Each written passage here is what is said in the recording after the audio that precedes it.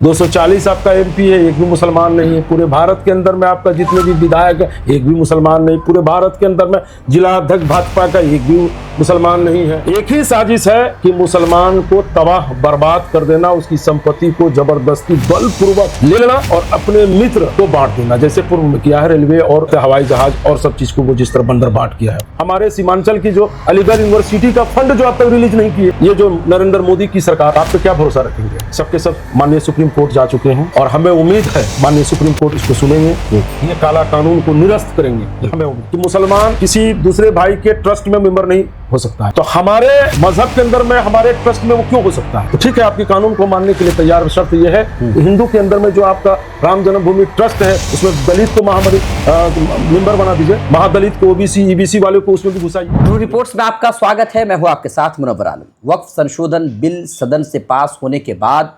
राष्ट्रपति जी के द्वारा साइन किए जाने के बाद, ये अब कानून बन चुका है। अब लागू होने में जितना समय लग जाए, अब केंद्र सरकार के ऊपर है जब वो लागू कर सकते हैं।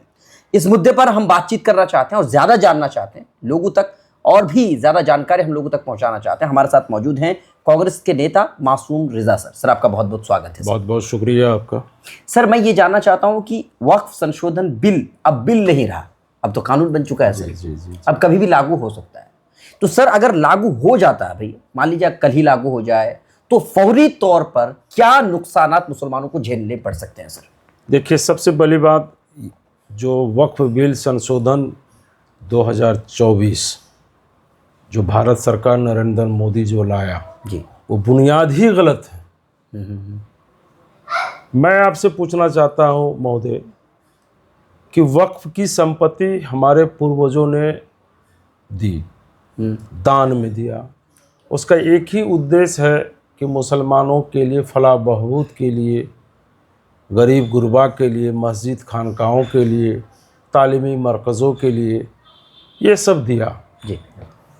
और उस बिल लाने की ज़रूरत क्या थी? ये जो अभी जो राष्ट्रपति महोदया ने अपने जब वो सिग्नेचर कर दी तो कानून बन गया। कानून बन गया। और ये काला कानून जो लाया है जी, वो सरासर गलत। उस काला कानून का हम लोग भर्त्सना करते हैं और सरकार से मांग करते हैं कि अविलंब उस काला कानून को अविलंब वापस लें, जी। नहीं तो अन्यथा ये बहुत खामियाजा भारत सरकार को भुगतना पड़ेगा। अब तो काला कानून बन गया जी सर। अब जो है यहाँ के अवाम बाखबर है। बिल्कुल सर। वक्फ की जो संपत्ति है, मैं आपको बताना चाहता हूँ, रक्षा के बाद, रक्षा और रेलवे के बाद तीसरा नंबर पे वो वक्फ की संपत्ति है।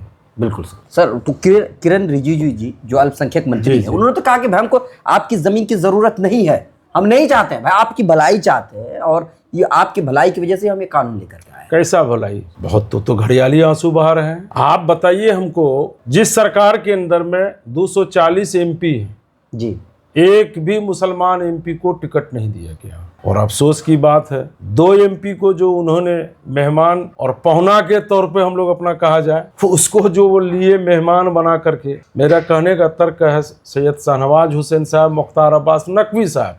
बिल्कुल। जब उस जैसा शख्सियत को, जिसको कि आप खुद समझ रहे हैं और बना करके अपना पहुना बना करके रखे, और जब उसको दरकिनार कर दिए तो घड़ियाली आंसू को जो मुसलमान के लिए आप क्या करना है? 240 आपका एमपी है, एक भी मुसलमान नहीं है। पूरे भारत के अंदर में आपका जितने भी विधायक है, एक भी मुसलमान नहीं। पूरे भारत के अंदर में जिला अध्यक्ष भाजपा का एक भी मुसलमान नहीं है। मुसलमानों के लिए आप सोचना चाह रहे थे, मुसलमानों के लिए क्या सोचे? अब तक आपके लगभग 11 साल सरकार होने जा रहा है। मुसलमानों को एएमयू के तरफ, मानू के तरफ से जो है स्टूडेंट को मिल रहा था सब्सिडी के तौर पे, वो भी आप छीन लिए। एक ही साजिश है कि मुसलमान को तबाह बर्बाद कर देना, उसकी संपत्ति को जबरदस्ती बलपूर्वक ले लेना और अपने मित्र को बांट देना, जैसे पूर्व में किया है रेलवे और क्या कहते हैं हवाई जहाज और सब चीज को वो जिस तरह बंदर बांट किया है। तो सर, वो अगर हम सत्ता पक्ष की बात करें तो उनकी तरफ से ये कहा जा रहा है कि जो विपक्ष की पार्टियां हैं, जो भी विपक्षी पार्टियां, जी, वो सारे लोग जो हैं, सारे नेता, ये सिर्फ मुसलमानों को वर्गलाने की कोशिश कर रहे हैं, उनको भड़काने की कोशिश कर रहे हैं। सिर्फ वोट बैंक के लिए कर रहे हैं, इसमें कुछ सच्चाई नहीं है सर। ऐसा कोई बात नहीं है। UPA government, doctor Manmohan Singh की सरकार लीजिए, डॉक्टर मनमोहन सिंह की सरकार ने मुसलमानों के लिए बहुत कुछ किया है। आप इतिहास उठा के देख लिए, मुसलमानों के लिए उन्होंने तालीमी मरकज़ का जो सबसे बड़ी सब्सिडी, खासकर मानू हो, अलीगढ़ हो, आप उतने दूर क्यों जा रहे हैं? अलीगढ़ यूनिवर्सिटी जो किशनगंज शाखा में जो खुला था, कितनी बड़ी फंड दी सीमांचल वाले को। जब आप हमारे सीमांचल की जो अलीगढ़ यूनिवर्सिटी का फंड जो अब तक रिलीज नहीं किए, ये जो नरेंद्र मोदी की सरकार, जी, तो आप पे क्या भरोसा रखेंगे? यूपीए गवर्नमेंट तो मुसलमानों के लिए बहुत कुछ किया है, कम से कम इतना सुकून की जिंदगी तो दिया, बुलडोजर तो नहीं चलाया, मुसलमानों की संपत्ति पे कड़ी नजर तो नहीं रखा। सर अगर अभी बिल पास हो चुका, अब क्या रास्ता है? कोई रास्ता बचा है सर? सुप्रीम कोर्ट अभी पहुंचा है, मतलब कुछ नेतागण पहुंचे हैं, कांग्रेस के ही नेता जावेद अहमद साहब पहुंचे हुए जी हैं। जी। तो आपको क्या, इसके अलावा कोई रास्ता है सर? क्योंकि अब कानून तो बन चुका ना, अब कोई रास्ता क्या कुछ दिख रहा है सर आपको? देखिए, जब कानून बन गया है जी, तो उसके लिए हमारे माननीय सांसद किशनगंज डॉक्टर जावेद आजाद साहब जी, और सेकुलर जितने भी पार्टी के लोग, सबके सब माननीय सुप्रीम कोर्ट जा चुके हैं। और हमें उम्मीद है कि माननीय सुप्रीम कोर्ट इसको सुनेंगे, जी। ये काला कानून को निरस्त करेंगे, ये हमें उम्मीद है। अच्छा सर, विपक्ष की तरफ से बार बार ये आरोप लगाया जाता है कि ये जो काला कानून लेके आया है, आप काला कानून कह रहे हैं, तो ये काला कानून है, इस काला कानून के लिए आप दोष देते हैं बीजेपी को, चंद्रबाबू नायडू को, नीतीश कुमार को, विपक्ष के लोग। तो हम ये जानना चाहते हैं सर, क्या सिर्फ यही लोग जिम्मेदार हैं या इसके अलावा भी कुछ लोग हैं जो वक्फ बोर्ड है, उनके आला अधिकारी थे, उन्होंने जो कुछ गबन किया, क्या ऐसा तो नहीं कि उनकी वजह से ही सरकार की नजर पड़ी? देखिए, वक्फ बोर्ड सरकार के अधीन चलता है जी, वक्फ बोर्ड के अंदर में जो मजिस्ट्रेट जो होता है जी, वो सरकार के द्वारा नियुक्त किया गया जाता है। और सरकार जब जिस पार्टी की सरकार होती है उसके नुमाइंदा वहाँ रहते हैं। जी, तो वक्फ बोर्ड जो है कि एक आज़ाद है, मुसलमानों की संपत्ति है। ठीक। और मैं समझता हूँ कि अब तक जो आज़ादी से पहले और आज़ादी के बाद आज तक अमेंडमेंट हुआ, जी, मगर इस तरह का अमेंडमेंट नहीं हुआ। अब बताइए कि मुसलमान किसी दूसरे भाई के ट्रस्ट में मेंबर नहीं हो सकता है, तो हमारे मजहब के अंदर में, हमारे ट्रस्ट में वो क्यों हो सकता है? अगर आपकी नीयत साफ है तो ठीक है, आपके कानून को मानने के लिए तैयार। शर्त यह है कि हिंदू के अंदर में जो आपका राम जन्मभूमि ट्रस्ट है उसमें दलित को मेंबर बना दीजिए, महादलित को, ओबीसी ईबीसी वाले को उसमें भी घुसाइए, सिख वाले को मुसलमान के क्रिश्चियन में घुसाइए, क्रिश्चियन को सिख वाले में घुसाइए, हिंदू को जो है कि जो ट्रस्ट बने हैं, राम जन्मभूमि हो या और ट्रस्ट हो, जितने भी हो, जब आप खुद कानून के अंदर में राम जन्मभूमि के ट्रस्ट के अंदर में ये कानून में बना लिए हैं कि खास करके अगर कोई मुसलमान जिला पदाधिकारी आएगा तो वो कस्टोडियन नहीं रहेगा, चाहे तो वो अपने निम्न पदाधिकारी को ऑथराइज करेंगे या वरीय पदाधिकारी को ऑथराइज करेंगे। आप कानून में इस तरह कर दिए हैं, तो जब आप इस तरह करते हैं, आपके कानून को मान रहे हैं, तो मेरे जो अधिकार क्षेत्र आप उसमें हस्तक्षेप क्यों कर रहे हैं?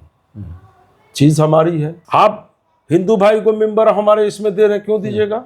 हमारी संपत्ति है, हमारा मेंबर हमारा मुसलमान कम्युनिटी के लोग रहेंगे, हमारे जो इदारे तंजीम के लोग रहेंगे। ये कौन सा कानून है कि आप जो है हिंदू भाई को हमारे ट्रस्ट के अंदर मेंबर दीजिएगा?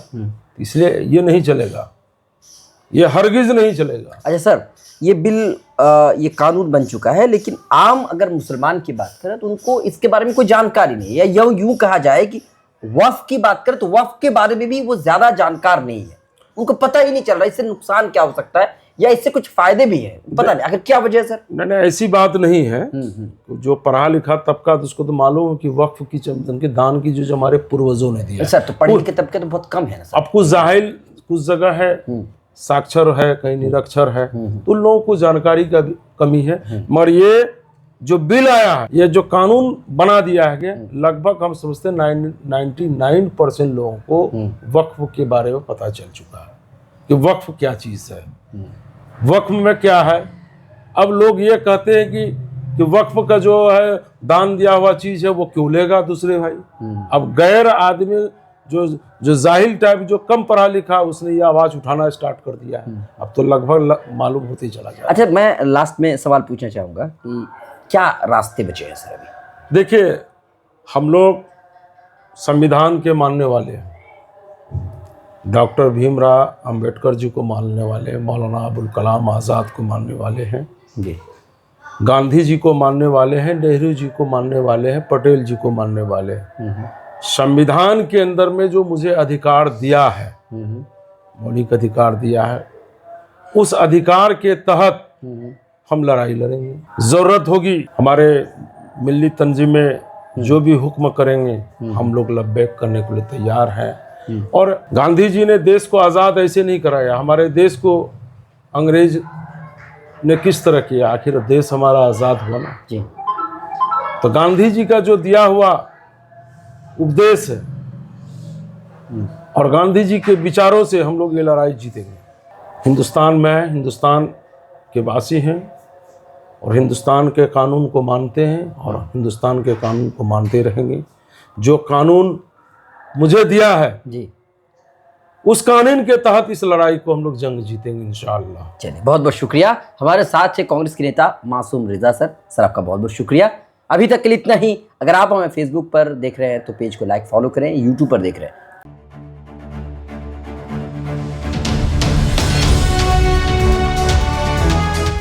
ट्रू रिपोर्ट्स, सच आप तक।